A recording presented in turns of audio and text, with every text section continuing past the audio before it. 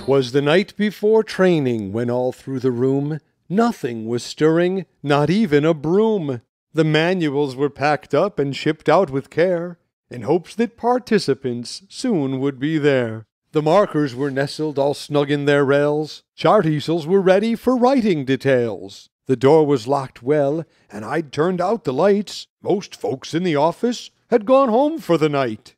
When out in the hall there arose such a clatter, I sprang from my cube to see what was the matter. Away down the hallway I flew in quick stride, punched in the key code to see what was inside. The moonlight I could see through a tiny window, and the lights were now on, but how? No one knows. When what to my wandering eyes should appear but a tiny rental car with a trunk full of gear, with an energetic driver, not a complainer. I knew in a moment it must be the trainer. More rapid than eagles materials came, and he whistled and shouted and called them by name. Now notepads, now pencils, now participant guides, on easels, on whiteboards, on PowerPoint slides. To the front of the room, to the front with no doubt. Now set it all, set it all, set it all out.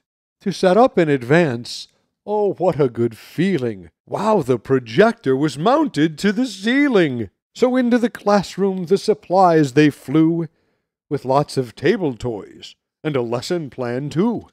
And then, in a twinkling, I heard a noise coming, the squeaking and shuffling of tennis shoes running.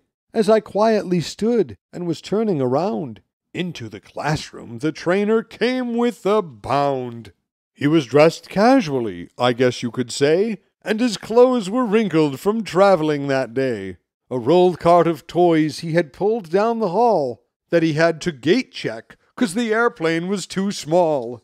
His eyes, how they twinkled, his dimples how merry. He enjoyed classroom setup, that's just a bit scary. He had a broad face and a little gut too. When you travel so much, you eat lots, it's true. Ho, ho, ho, ho, ho.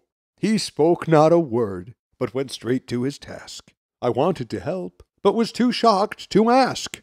After laying the last supply on the table, he threw away even the last shipping label. He sprang to his car, put on his seat belt. I just can't explain the sheer joy that I felt when I heard him exclaim as he drove out of sight, "When you train the next day, set your room up at night."